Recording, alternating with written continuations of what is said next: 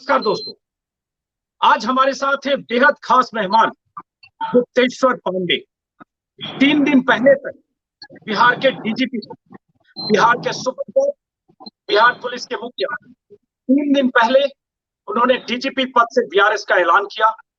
3 दिन से उनके बारे में कयास लगाए जा रहे हैं कि किस पार्टी से चुनाव लड़ेंगे, कहां से चुनाव लड़ेंगे, कब चुनाव का ऐलान करेंगे।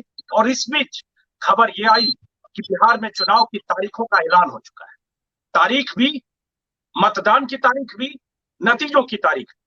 तो अब सवाल यह उठता है कि गुप्तेश्वर पांडे क्या आज अपने बारे में ऐलान करेंगे कि वो कहां से चुनाव लड़ने जा रहे हैं, किस पार्टी से चुनाव लड़ने जा रहे हैं। और बहुत सारे सवाल हैं गुप्तेश्वर पांडे को लेकर, जो बीते 3 दिनों में सवाल पैदा हुए हैं। बहुत सारे सवाल बीते 3 महीनों में पैदा हुए हैं। मैं कोशिश करूंगा कि उन तमाम सवालों का जवाब अगले 20-25 मिनट में गुप्तेश्वर पांडे से लेने की कोशिश करूंगा। सबसे पहला सवाल गुप्तेश्वर पांडे जी, पहले तो स्वागत है इस बातचीत के लिए। पहले तो नमस्कार मेरा भी और श्रोताओं का भी, दर्शकों। पहला सवाल यही है गुप्तेश्वर पांडे जी कि अब तो बिहार चुनाव की तारीखों का ऐलान हो गया, तो आप अपना ऐलान अभी करने वाले हैं कि अब आप कहां से चुनाव लड़ेंगे, किस पार्टी से चुनाव लड़ेंगे? देखिए अजीत जी, मैं आपको एक बात बता दूं कि आपने ये सीधा सवाल पूछा है, तो आपको मैं पहली बार ये बता रहा हूं कि हमारे आइडियल बिहार के माननीय मुख्यमंत्री नीतीश कुमार हैं और इनके काम को मैंने देखा है, इनके प्रोफेशनलिज्म को देखा है। बिहार में डीजीपी में बना और उनके पास ऑप्शन थे। यूपीएससी 3 नाम भेजता है, उसमें उनके पास ऑप्शन थे, वो 3 में से किसी एक को चुन सकते थे, लेकिन उन्होंने मुझे चुना। और मुझे चुना ये बड़ी बात नहीं है। मुझे जब तक मेरा कार्यकाल रहा, 1 साल लगभग 9 महीने के आसपास, तो मुझे काम करने की खुली छूट दी और कभी मेरे काम में दखल अंदाजी नहीं की। और हर जगह पुलिस के मामले में, विधि व्यवस्था के मामले में, अपराध नियंत्रण के मामले में जो मैंने प्रयोग करना चाहा, उन नए प्रयोगों को करने की भी अनुमति दी। तो उसका विस्तार से यहाँ चर्चा करना उचित नहीं होगा। आगे करेंगे आपके इस पे बात। जी, लेकिन मेरे आइडियल वो हैं और मैं उनको नेता मानता हूं। और वो जहां जैसे जिस रूप में मेरी सेवा लेना चाहेंगे, मैं उनको सेवा देने के लिए तैयार हूं, उनका हाथ मजबूत करने के लिए तैयार हूं। तो एक बात आपने कह दी कि नीतीश कुमार को नेता मानते हैं, इससे ये साफ हो गया कि आप जेडीयू से चुनाव लड़ेंगे। अब सवाल उठता है कहां से चुनाव लड़ेंगे। बहुत सारे सवाल हैं गुप्तेश्वर पांडे जी, 3 दिन पर, 3 महीने पर, आपके बीआरएस पर, सुशांत पर, बहुत सारे सवाल हैं। उन सवालों पर आगे आऊंगा, क्योंकि आपने बहुत सारे इंटरव्यू इन बीते 3 दिनों में दिए भी हैं। इसलिए अभी हाई पॉइंट, क्लाइमेक्स ये है कि गुप्तेश्वर पांडे अब कहां से चुनाव लड़ेंगे। तो मैं क्लाइमेक्स से शुरू करता हूं, तरफ जाऊंगा। अजीत जी, मैं दिल से बोलता हूं और सही बात बोलता हूं। मुझे उतना दाव पेच नहीं आता। मेरा बैकग्राउंड आप जानते हैं। मेरे खानदान में कभी किसी ने राजनीति नहीं की, कोई जज नहीं हुआ, कोई कलेक्टर नहीं हुआ, कोई पढ़ा लिखा नहीं। और मैं अपने खानदान की 4 पीढ़ियों में पहला आदमी हूं जो स्कूल गया। तो छल कपट और राजनीति की जो आजकल के दांव पेच होते हैं, वो मैं जानता भी नहीं। इसलिए आपने सीधा सवाल पूछा, मैंने सीधा जवाब दिया। और बिहार के करीब 26 जिलों में मुझे काम करने का मौका मिला है, एसपी के रूप में, डीआईजी के रूप में, आईजी के रूप में। मैं जब तक रहा फील्ड में, मेरी पोस्टिंग अधिकांश समय रही है। 8-9 जिले किए हैं, उसके बाद रेंज में भी रहा हूं। तो मुझे बिहार के सारे लोगों से, जहां भी मैं रहा, आप जिस जिले से आते हैं वहां भी रहा हूँ, लोगों का वहां भी बहुत प्यार मिला है। सब जगह से लोगों के ऑफर भी आ रहे हैं, आप यहाँ आइए, आप यहाँ से चुनाव लड़िए, हमारा प्रतिनिधित्व करिए। लेकिन मेरी प्राथमिकता तो वो जगह है, सबसे प्यार है, सबके प्रति मेरे हृदय में सम्मान है। लेकिन मेरे दिल में जो बात है, इसके बारे में मेरी बात कभी नहीं हुई है माननीय मुख्यमंत्री जी से, लेकिन मेरे दिल में जो बात है वो ये है कि जहां से मैं पैदा हुआ हूँ, उस मिट्टी की पहले सेवा करूं। उस मिट्टी का मुझ पर पहला हक है। जहाँ के लोगों ने मुझे नंगे पांव घूमते हुए देखा है, मुझे लौटते हुए धूल में देखा है, मिट्टी में देखा है, मुझे पीटा है, दुलारा है, पुचकारा है। जिस मिट्टी में पैदा हुआ, किशोर हुआ, जवान हुआ, और जहां से मैं आकर के यहाँ तक पहुंचा, मेरी हार्दिक इच्छा है कि मैं अपने लोगों के बीच में, पहला हक उनका बनता है मेरे पर। अजीत, तो चलिए गुप्तेश्वर जी, इससे मान लें कि आप बक्सर विधानसभा क्षेत्र से चुनाव लड़ेंगे। नहीं, मैं आप इसका निष्कर्ष जो भी निकाले, आपने जो सवाल पूछा उसका जवाब मैंने अजीत जी दे दिया। मुझे अगर मौका मिला, मैंने ये भी बताया कि मेरी संबंध में कोई बातचीत नहीं हुई है, लेकिन राजनीति में मुझे आना है, नीतीश जी का हाथ मजबूत करना है। और उन्होंने कहा, मैंने कह दिया अपने आप को उनके कि आप जहां जिस तरह से मेरी सेवा लेना चाहते हो ले सकते हैं। ये पहली बार आपसे मैं कह रहा हूं कि अगर मुझसे कोई पूछे तो आपसे पहली बार मैं दिल खोल करके भाई की तरह बता रहा हूं कि मेरे हृदय में तो बक्सर ही है। चलिए, तो मैं एक चीज और, एक दो सवाल उसके बाद मैं बाकी चीजों पर आऊंगा। जैसे कयास 2 दिन से लग रहे हैं जब से आपने इस्तीफा दिया तब से, कि एक शाहपुर इलाका है जहां से राहुल तिवारी आरजेडी के हैं, वो इलाका है ब्राह्मण बहुल, बक्सर जहां से मुन्ना तिवारी विधायक हैं, और ब्रह्मपुर, ये 3 इलाके का नाम है। अब आपकी बात से लग रहा है कि आप बक्सर चाहते हैं, आप डीजीपी रहे हैं, नीतीश कुमार के गुड बुक में रहे हैं, तो जाहिर है आप जहां चाहते हैं एक विधानसभा की सीट तो पक्की हम मान लेते हैं। संबंध में अजीत जी मेरी उनसे कोई बात नहीं हुई है। अगर गुप्तेश्वर पांडे से बात कर रहे हैं।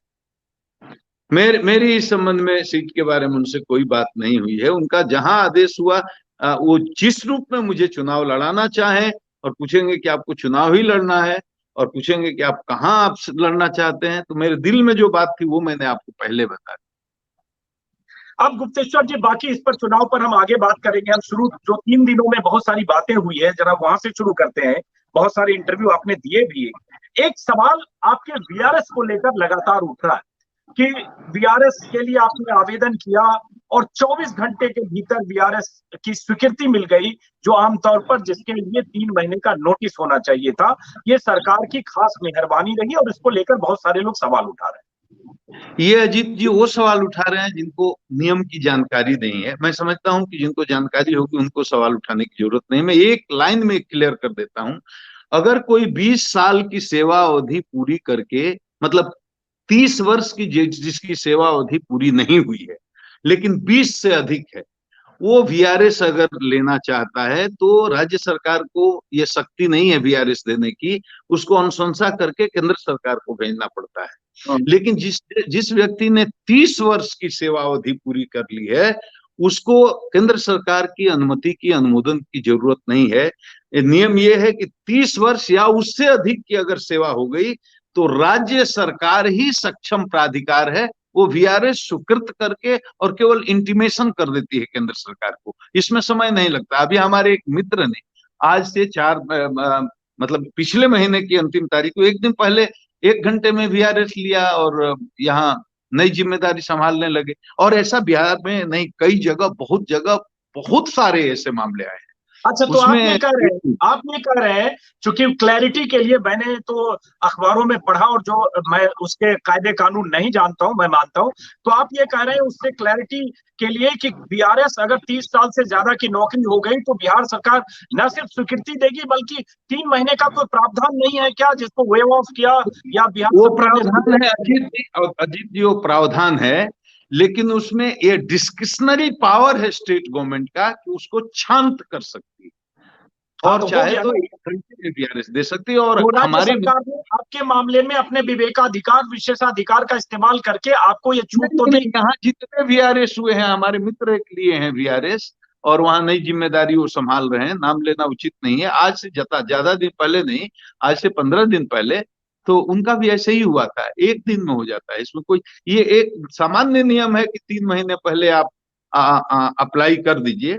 लेकिन अगर आप उसमें लिख देते हैं कि मेरी 3 महीने की इस अवधि को शांत किया जाए, तो राज्य सरकार का डिस्क्रिप्शन है, वो शांत कर सकती है, नहीं भी कर सकती तो है। सवाल इसलिए भी उठते हैं गुप्तेश्वर जी कि आप बिहार के डीजीपी हुए, अभी आपकी 5 महीने का कार्यकाल बाकी था। इसके पहले भी, आज से 11 साल पहले 2009 में भी आपने वीआरएस के लिए अप्लाई किया, वीआरएस लिया।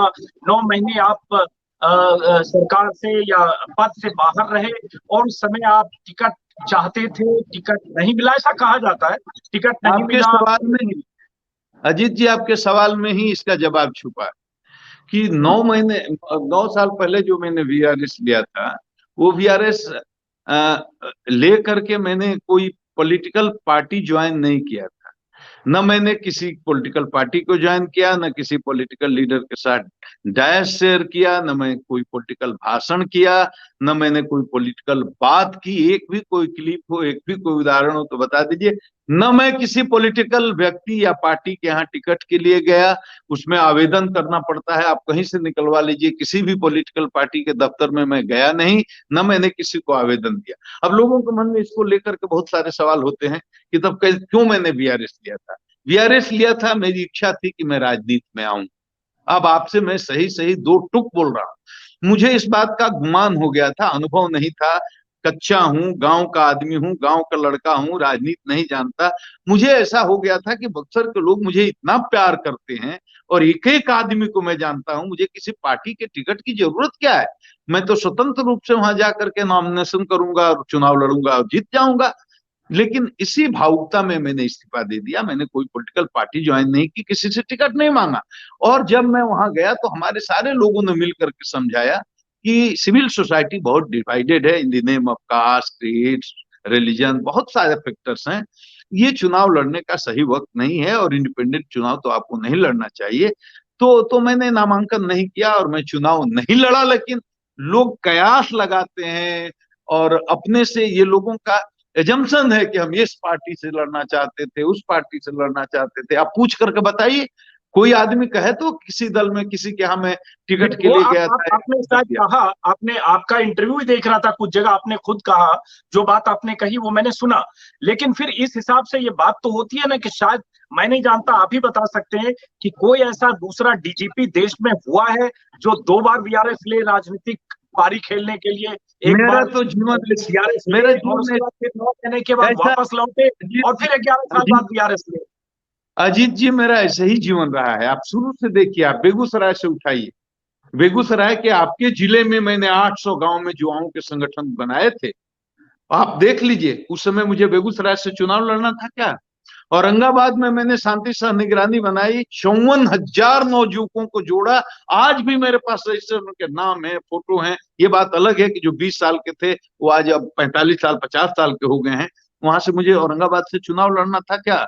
जहानाबाद में उस समय गया जब अय्यारा नरसंहार हुआ था, रातों रात बेगूसराय से उठा करके फेंका गया। मैंने बाथे देखा, सेनारी देखा, मियाँ चक देखा, तब मैं औरंगाबाद का एसपी था। जहानाबाद के गांव गांव में घूम करके सवर्णों के यहाँ, दलितों के यहाँ, महादलितों के यहाँ, हर जात के यहाँ, हर वर्ग के यहाँ, गांव गांव में मीटिंग की, नगर संसद बनाया। जहानाबाद से मुझे चुनाव लड़ना था क्या। ये मेरे पर्सनालिटी में है कि मैं कनेक्ट होता हूँ लोगों से, गरीबों की, शोषितों की, दलितों की, आपकी वंचितों की। राजनीतिक महत्वाकांक्षा कम से कम यहाँ 11-12 सालों से तो दिख रही है ना, क्योंकि 2009 में तो आपने वीआरएस लिया ही, अभी 20 है, तो 11 साल से आपकी राजनीतिक महत्वाकांक्षा प्रबल है, ये तो दिख रहा है। नहीं इसको तो नहीं नहीं, 11, अजीत जी आप गलत बोल रहे हैं, मैं आपको करेक्ट कर रहा हूँ। 11 साल से नहीं, मेरी ये महत्वाकांक्षा जब से मैं पैदा हुआ, होश संभाला, तब से है कि मैं जनता के बीच रहूं, जनता का सेवक बन के रहूं। ये चुनाव लड़ना, विधायक हो जाना, ये मेरे लिए बहुत छोटी चीज है। मैं इतना सोचता भी नहीं। मुझे जनता की सेवा करनी है। खादी में रहे, दिल से खादी में रहे, ये माने कि आपके भीतर तमन्ना खादी पहनने की थी। ये अलग बात है कि आईपीएस बनकर आपने खाकी पहना।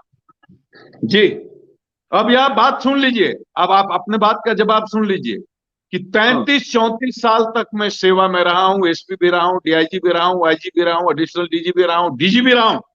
34 साल में मैं, अजीत भाई, मैं चुनौती देता हूं किसी को भी, एक भी मेरा कोई केस मुकदमा, कोई मेरा फाइल को ऑर्डर दिखा दे जो किसी दलीय भावना से, जातीय भावना से, राजनीतिक भावना से प्रेरित होकर मैंने किया हो। डॉक्यूमेंट तो मरता नहीं ना, डॉक्यूमेंट तो अस्थाई है।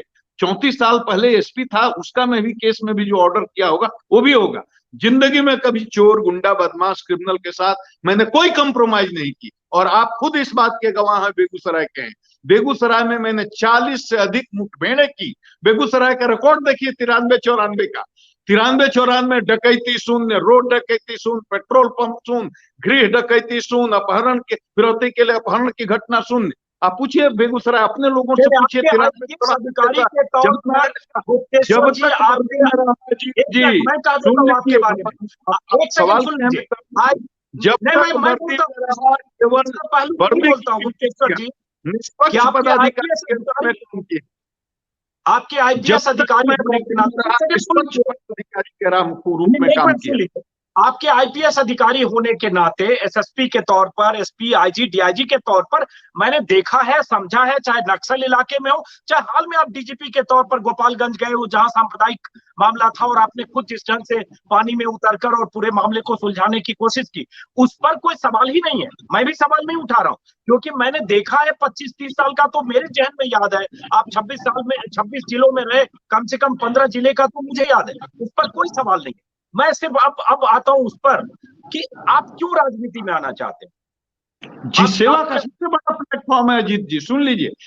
ब्यूरोक्रेट की हैसियत से जो मेरे लिमिटेशंस हैं, किसी भी पुलिस ऑफिसर के, आईएएस में हो, आईपीएस में हो, या किसी भी बड़े पद पर हो, चीफ सेक्रेटरी हो, डीजीपी हो, आपके अपने लिमिटेशन से, उस लिमिटेशन से, कोड कंडक्ट से चलना पड़ता है, लिमिटेशन से चलना पड़ता है। राजनीति सेवा का बहुत बड़ा प्लेटफॉर्म है।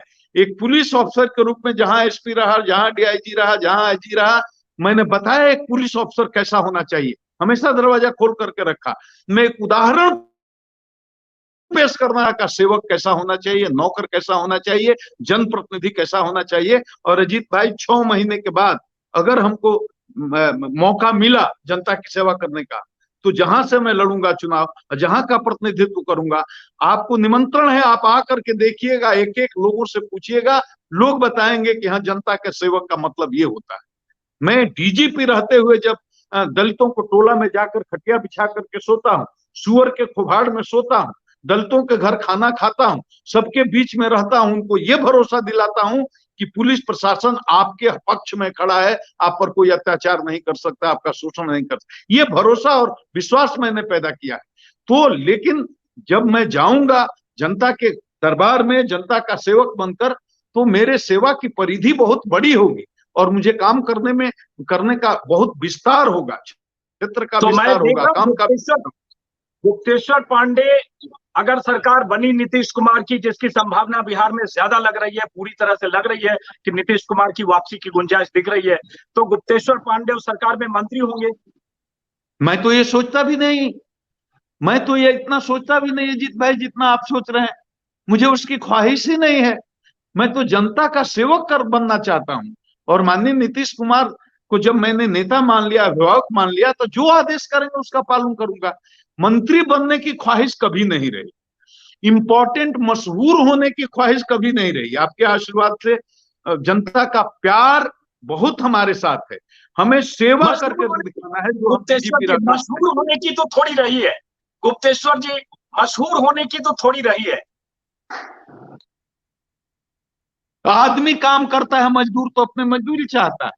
मशहूर होने के लिए अजीत जी बताइए, कौन आदमी नहीं चाहता है कि हम काम करते हैं तो मेरे काम की स्वीकृति हो, उसका अप्रिसिएशन हो। लेकिन आप जितने मशहूर होंगे उतने आपके दुश्मन भी खड़े होंगे, आपसे ईर्ष्या करने वाले भी खड़े होंगे, आपसे जलने वाले भी खड़े होंगे। 34 साल नौकरी करके अभी भी कंबल बिछा करके चौकी पर सोता हूं, कोई सोता है क्या? और 24 घंटे मैं गरीबों से मिलता हूं, कोई मेरे दरवाजे पर आकर बटन दबा के 24 घंटा मिलता हूं। मेरे यहाँ मिलने का कोई टाइम रखा है क्या? डीजीपी बनने के बाद मैंने अपना दरवाजा खोल दिया। ये 100, 150, 200 आदमी, ऐसे आदमी जो ठेले वाले, रिक्शे वाले, गरीब गुरबा, जिनके पास पैर भी नहीं, पैसा नहीं, वो डायरेक्ट आकर हमसे मिलते हैं। 2 आईपीएस अफसर मेरे साथ बैठते हैं, उनकी शिकायत लिखी जाती है, तुरंत कंप्यूटर पर चढ़ाया जाता है। यहाँ से तुरंत एसपी को फोन होता है और कंप्यूटर पर चढ़ाने के बाद हर वीकली उसका मॉनिटरिंग होता है कि ये आदमी आया था मिलने, इसका काम हुआ कि नहीं। तो नाम तो काम से होता है, नाम सब चाहता है कि मेरा हो जाए। भाषण देने से किसी का नाम होने वाला नहीं है। जितना झुकिएगा, गरीबों के दिल में जितना उतरिएगा, जितना उनका आशीर्वाद होगा, उतना ही आपका नाम होगा, उसकी मुझे कोई चिंता नहीं है। सही बात है। अब गुप्तेश्वर जी देखिए, ऐसे देखें तो घोषित तौर पर राजनेता आप बने हैं, जब आप ऑफिशियली पार्टी ज्वाइन करेंगे और चुनाव मैदान में उतरेंगे, जहां से भी, बक्सर से या जहां से भी। लेकिन आप पर एक आरोप है गुप्तेश्वर जी कि 3 महीने से भी आप एक राजनेता की तरह बात कर रहे थे और सुशांत की मौत पर राजनीति कर रहे थे, और जो पॉलिटिकल मास्टर्स हैं उनके हित को साधकर एक बिहार में चुनावी फायदे के लिए जो एक माहौल बनाया जा रहा था, उसका हिस्सा बतौर डीजीपी आप भी थे। ये आरोप है। अजीत जी आपने सवाल किया है तो सीधा जवाब मैं देता हूं। मैंने सुशांत वाले केस में क्या किया? 4 एक्शन किए। पहला एक्शन कि मैंने एफआईआर कर लिया, जिसको बहुत विवाद हुआ और टीवी पर डिबेट हुआ, देश भर के विद्वान अधिवक्ता गण बैठे, माननीय उच्च न्यायालय के रिटायर्ड जजेज बैठे और सबने बहस की। अधिकांश लोगों की यही राय रही कि प्लेस ऑफ अकरेंस अगर मुंबई है तो पटना में एक मुकदमा नहीं होना चाहिए। ठीक है, पहला एक्शन ये मैंने किया। दूसरा एक्शन मैंने ये किया कि मैंने टीम बना करके इन्वेस्टिगेशन के लिए मुंबई भेज दी। उस टीम की क्या दुर्दशा हुई उस पर भी मैं कोई बात नहीं करूंगा, पूरा देश जानता है। तीसरा काम ये मैंने किया कि अगर वो टीम तो कहिए मैं बंद कर देता हूं। नहीं, क्यों? वो टीम के साथ अगर काम नहीं करने दिया तो मैंने बेटर कोऑर्डिनेशन के लिए एक आईपीएस अफसर को भेजा। उसके साथ क्या सलूक हुआ उसको भी मैं दोहराना नहीं चाहता हूं। चौथा काम ये कि जब वहां के पुलिस कमिश्नर ने पीसी करके अनाउंस कर दिया कि आपको जुरिस्डिक्शन नहीं है, हम आपको इन्वेस्टिगेशन नहीं करने देंगे, तो हमने प्रस्ताव बना करके बिहार सरकार को दे दिया कि इस केस को आप रिफर कर दें सेंट्रल गवर्नमेंट को, सीबीआई को देने के लिए। 4 एक्शन किए हैं मैंने। अब ये 4 एक्शन, अब इस पर कोई बहस की जरूरत नहीं है, क्योंकि ये मामला माननीय सर्वोच्च न्यायालय में तय हो चुका है कि न केस करना गलत था, न इन्वेस्टिगेशन करना गलत था, न विनय तिवारी को भेजना गलत था, उनको क्वारंटीन करना जरूर गलत था। इस पर माननीय सर्वोच्च न्यायालय ने अपना ऑब्जर्वेशन दिया है और उसी प्रकार से हमारा सीबीआई को केस रिफर करना भी गलत नहीं था। ये सारी बातें हमारी हुई हैं। तो अब हम बताइए, ये लोग आरोप लगाते हैं अजीत जी कि मैं इतना वोकल होकर क्यों बोल रहा था, इतना इमोशनल होकर क्यों बोल रहा था, ये लड़ाई इतना तगड़ी क्यों लड़ रहा था, ये इसके पीछे क्या कारण है। तो अजीत भाई, विनय तिवारी को क्वारंटीन करने के पहले की मेरी भाषा, मेरे बोलने का अंदाज, मेरा विरोध का तरीका वो देख ली। जब मेरे 4 अधिकारियों को ह्यूमिलिएट किया गया,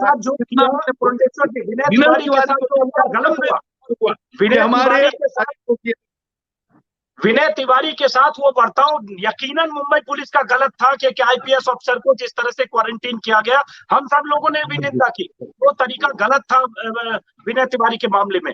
लेकिन मेरे इस पर 2-3 सवाल हैं। जैसे आज विकास सिंह जो एडवोकेट हैं सुशांत के परिवार के, उन्होंने ही सुबह लिखा है कि मैं फ्रस्ट्रेटेड हूं, getting frustrated by the delay in CBI taking a decision to convert abatement to suicide to murder of SSR. The doctor who is part of AIMS team had told me long back the photos sent by me indicated 200% that it's death by strangulation and not suicide. और आज की स्थिति ये है कि विकास सिंह भी कह रहे हैं सीबीआई 1.5 महीने से जांच कर रही है, कहीं ये अभी तक साबित होने की गुंजाइश नहीं दिख रही है अभी तक, कम से कम टिल नाउ, टिल डेट जब मैं आपसे बात कर रहा हूँ कि वो हत्या थी। अब एक इसमें और एक एलिमेंट आया, सिर्फ आपको जानकारी दे रहा हूँ, अभी एक एलिमेंट आया, एक जानकारी आई कि जो एम्स की फॉरेंसिक टीम के हेड हैं सुधीर गुप्ता, जिन्होंने पूरी जांच की है एसएसआर केस में, उन्होंने भी कुछ ऐसा ही कहा है कि कंक्लूसिव फैसला नहीं हो सकता कि हत्या हुई या आत्महत्या, अभी हम इस नतीजे पर नहीं पहुंच सकते, गर्दन के निशान से साफ नहीं हो रहा। तो इसका मतलब सीबीआई का 1.5 महीना, एम्स का की जांच, इन सब से कहीं भी हत्या जैसी स्थिति नहीं आ रही। तो इससे लगता नहीं कि हम लोगों ने, जो लोग भी बात कर रहे थे, उन्होंने फैसला चैनलों पर पहले दे दिया। दरअसल हत्या की स्थिति में सीबीआई भी उस कंक्लूजन पर पहुंचने में। अजीत जी हमारी बात सुनिए, कहीं भी किसी चैनल पर, कहीं भी किसी डिबेट में क्या आपने मेरे मुंह से ये सुना कि सुशांत की हत्या हुई है? नंबर 1, मैं तो हमेशा पुलिस ऑफिसर हूं, मुझे मालूम है कि कितना बोलना है, कम से कम इस टेक्निकल इश्यू पर मैं मालूम है। आज भी मुझसे बाइट लेने आए थे लोग, ये जो विकास सिंह जी का जो स्टेटमेंट है उस पर मैंने यही कहा कि देखिए सीबीआई प्रोफेशनल एजेंसी है, इन्वेस्टिगेशन कर रही है, उसको टाइम दीजिए, वो फैक्ट्स को एनालाइज करेगी, एविडेंस को जुटाएगी और उसके बाद में जो तथ्य होगा उसको उजागर करेगी। हमारे यहाँ केस भी नहीं हुआ है मर्डर का, हमारे यहाँ केस भी एबेटमेंट टू सुसाइड का ही हुआ है और हम एफआईआर भी वही किए हैं, हम उसी का इन्वेस्टिगेशन कर रहे थे।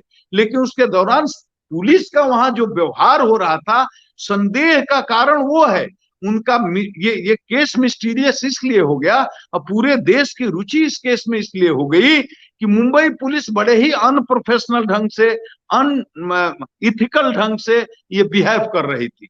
हमारे विनय तिवारी को क्वारंटीन किया जाना इसका सबूत है कि अफसर को बोलकर भेज रहे हैं, चिट्ठी लिखकर भेज रहे हैं, आपसे रिक्वेस्ट कर रहे हैं कि इसको गाड़ी दीजिए, एकोमोडेशन आईपीएस में इसमें दीजिए। आप एकोमोडेशन नहीं देते हैं, वो अपनी व्यवस्था में कहीं रुकता है। आप पता लगा करके 12 बजे रात में छापामारी करके और उसके यहाँ जाकर के हाथ में ठप्पा लगा करके बोलते हैं कि आप बाहर नहीं निकल सकते, आप इन्वेस्टिगेशन नहीं कर सकते, आप किसी से मिल नहीं सकते, आप किसी को बुला नहीं सकते। तो ये संदेह पूरा देश ने इसको देखा, तो इससे संदेह और गहरा। गुप्तेश्वर जी, लेकिन काउंटर सवाल है कि 33 साल तक आप पुलिस सर्विस में रहे, इतने बड़े प्रदेश के डीजीपी रहे, 26 जिलों में आपने काम किया, वर्दी, खाकी वर्दी आपने पहनी, तो आपने ड्यूटी ताउम्र की कि कैसे कानून का राज हो, इंसाफ मिले, गुनाहगार को सजा मिले, बेगुनाह पर गलत इल्जाम न लगे। अब अगर ये साबित हो जाता है सीबीआई की जांच में भी कि वो हत्या नहीं थी, सुसाइड था, खुदकुशी थी, और उसके बाद रिया को जिस ढंग से कातिल बनाया गया चैनलों पर, आपने भी 50 इंटरव्यू दिए, तो ये लगेगा नहीं कि वो तमाम लोग जो रिया को कातिल बना रहे थे, कत्ल के कटघरे में खड़ा किया, उन्हें प्रायश्चित करना पड़ेगा क्योंकि खुदकुशी थी। अगर खुदकुशी होती है तो मैं ये फ्रेंड बट में बात कर रहा हूँ, जिस तरह की जांच अभी होती। अजीत जी, आप पकड़ नहीं रहे सही चीज को। एफआईआर किस चीज का हुआ है? एबेटमेंट टू सुसाइड का ही हुआ है। उसके पिता ने भी ये आरोप नहीं लगाया है प्राथमिकी में कि उसकी हत्या हुई। जो प्राथमिकी दर्ज हुई है वो एबेटमेंट टू सुसाइड का है। अगर उसने सुसाइड भी किया है तो उसको अबेट करने वाले कौन कौन लोग हैं, अबेटमेंट किया गया कि नहीं किया गया, इस पर भी तो अनुसंधान होगा।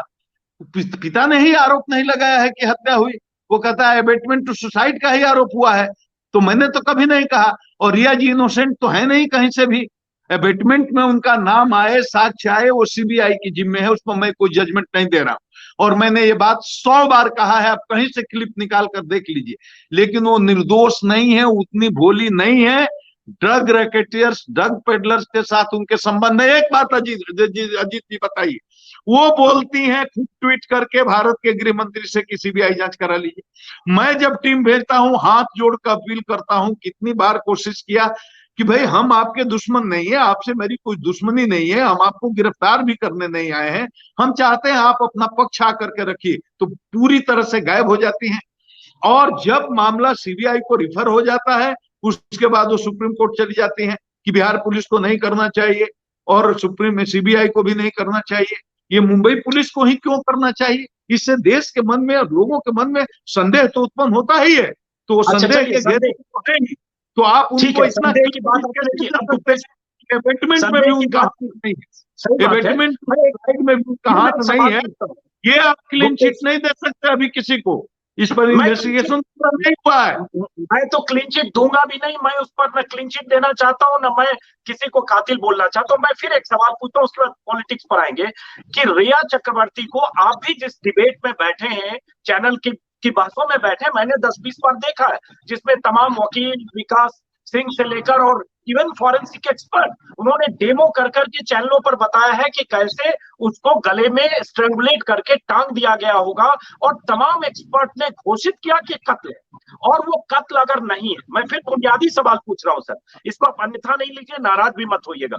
बुनियादी सवाल एक पत्रकार का, हाँ, एक पत्रकार का काम है सवाल पूछना, क्योंकि सुशांत मेरे को भी उतना ही प्रिय सुशांत है, मैं भी उतना ही इंसाफ सुशांत के लिए चाहूंगा जितना आप चाहेंगे, या बिहार का या देश का कोई नागरिक चाहेगा। यहाँ से बात शुरू करता हूँ। मैं सिर्फ ये कहता हूँ, गेहूं के साथ घुन पिसना चाहिए क्या? अगर ये कत्ल नहीं साबित होता है तो कत्ल की तरह, कातिल की तरह किसी को टांगने की कोशिश 2.5 महीने तो हुई सर, उसमें सारे लोग हिस्सा बने, बीजेपी के दर्जनों नेताओं के बयान, चैनल पर डिबेट वही हुआ, और आज अगर सीबीआई नहीं पहुंची नतीजे पर, तमाम तरह के रिहर्सल, डेमो और सब कुछ हुआ, उसके बाद नहीं पहुंचे, तो इसका मतलब ये है कि कत्ल नहीं था।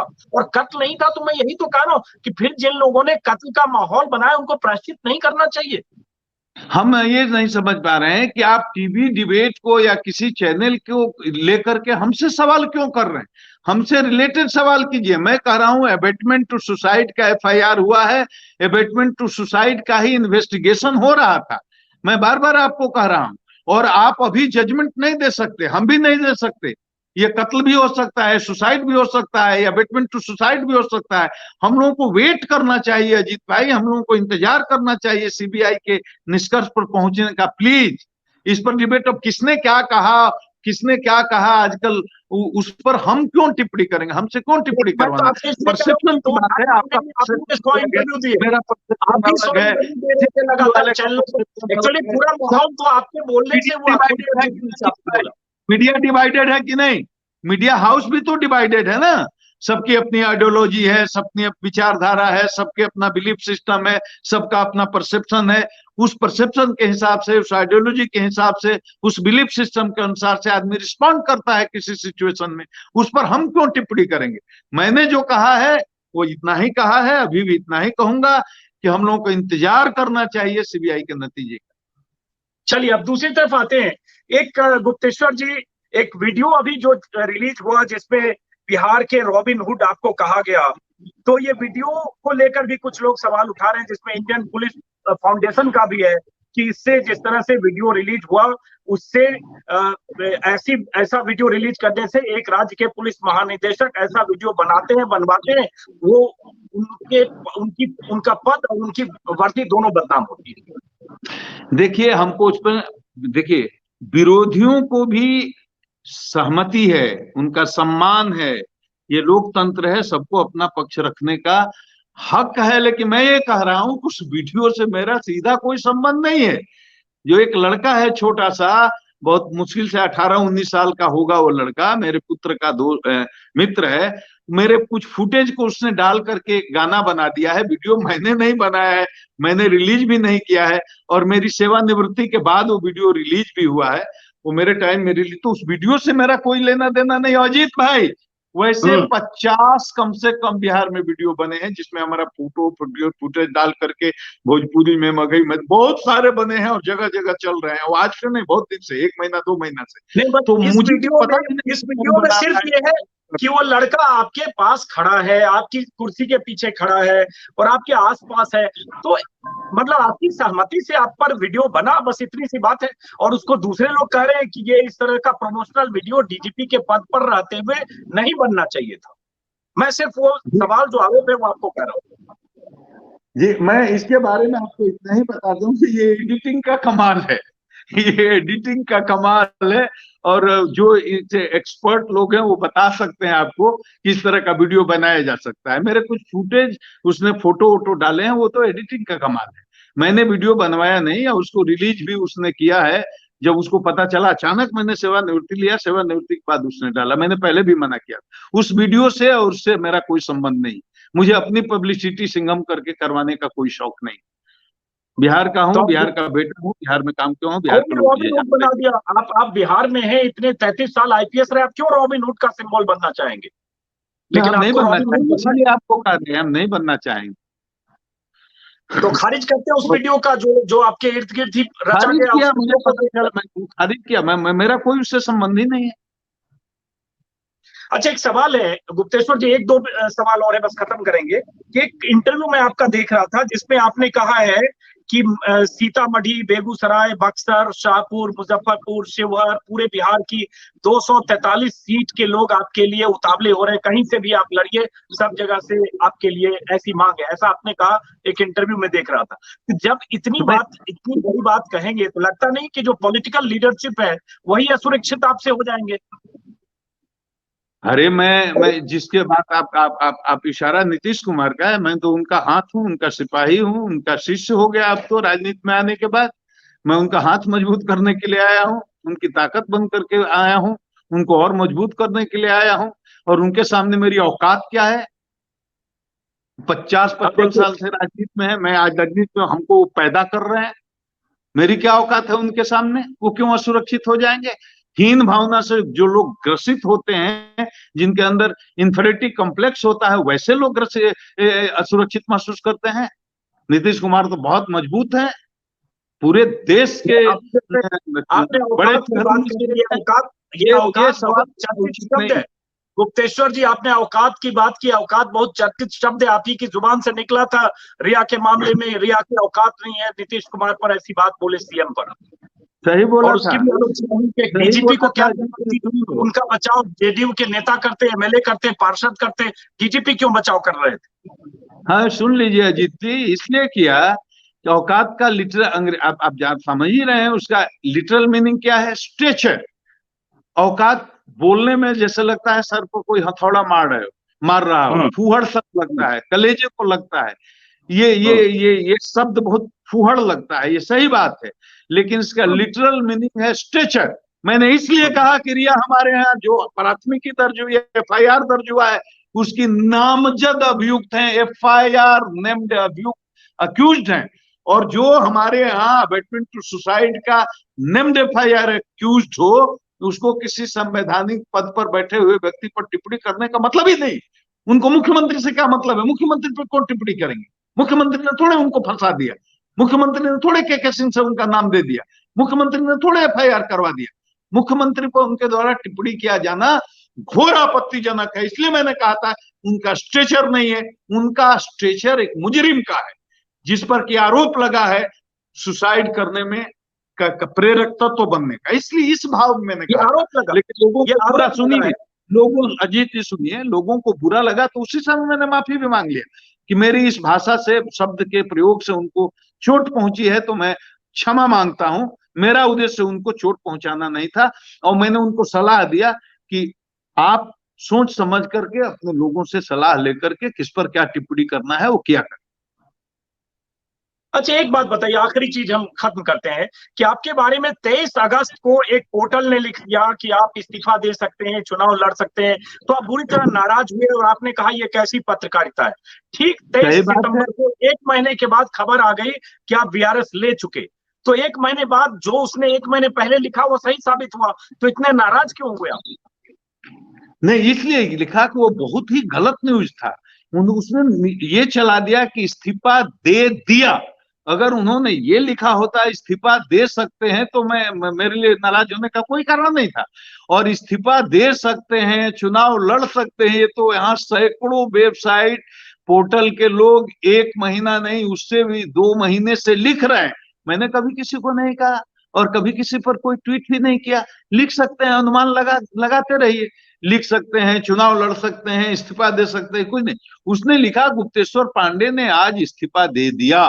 तो मैंने कहा ये क्या पत्रकारिता है भाई? और सच पूछे तो इस तरह उसने एडवांस लिख दिया, 1 महीने पहले ही लिख दिया। आप ऐसा लिख सकते हैं कि आप लिख सकते हैं कि भारत ने आज चीन पर हमला कर दिया। आप ये लिख सकते हैं कि हमला कर सकता है, पाकिस्तान पर हिंदुस्तान हमला कर सकता है। आप ये नहीं खबर चला सकते कि आज हिंदुस्तान की सेना ने पाकिस्तान पर एटम बम गिरा दिया। आप ये लग सकते हैं कि एटम बम गिरा सकती है, आप ये खबर नहीं चला सकते कि आज हिंदुस्तान ने पाकिस्तान पर एटम बम गिरा दिया। ये बहुत फर्क पड़ता है अजीत भाई, आप तो खुद इतने वरिष्ठ पत्रकार हैं, आप अनुमान।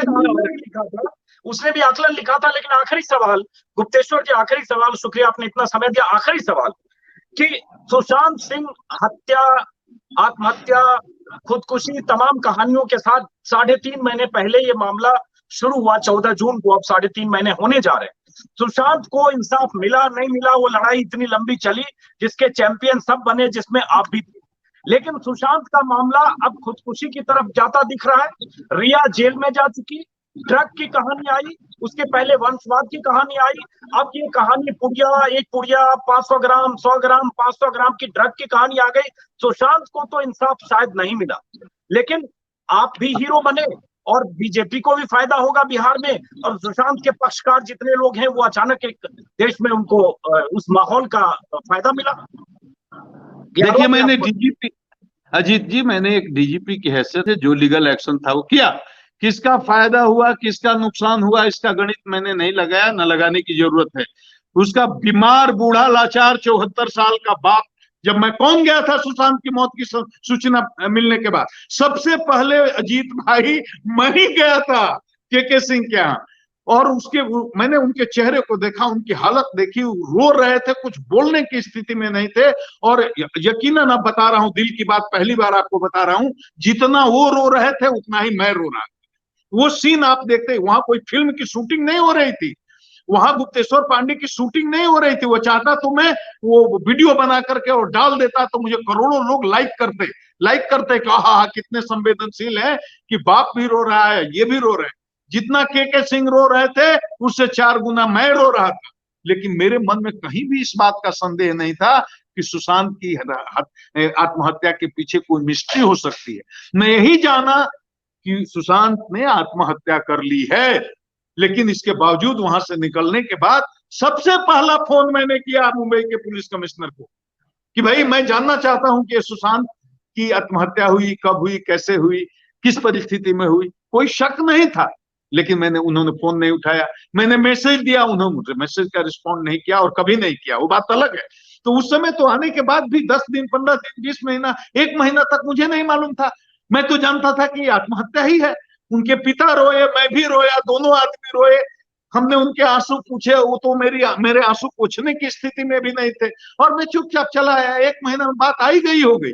मुझे नहीं मालूम था कि सुशांत की मृत्यु के मामले में इतना बड़ा रहस्य हो जाएगा, पूरा देश इसके साथ खड़ा हो जाएगा, इतना इमोशनल इशू हो जाएगा। तो ड्रामा करना होता तो वो बनाया गया ना, उसमें आप भी शामिल हुए, उनके परिवार के लोग, बीजेपी के लोग। भाई उसमें कह दिया गया कि 15 करोड़ रुपए उसके अकाउंट में थे, वो लेकर रिया चली गई। फिर दूसरी बात आप